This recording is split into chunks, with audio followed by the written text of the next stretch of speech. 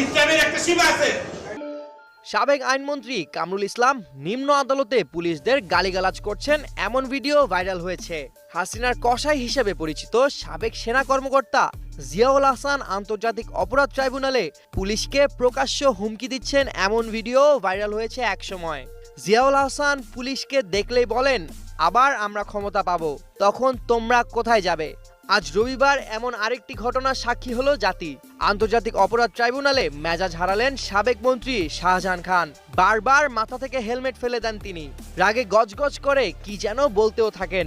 এদিকে ট্রাইব্যুনালে হাসিনার জোট সঙ্গী রাশেদ খান মেননকে দেখে হাসানুল হক ইনু বলেন, দিন আমাদেরও আসবে।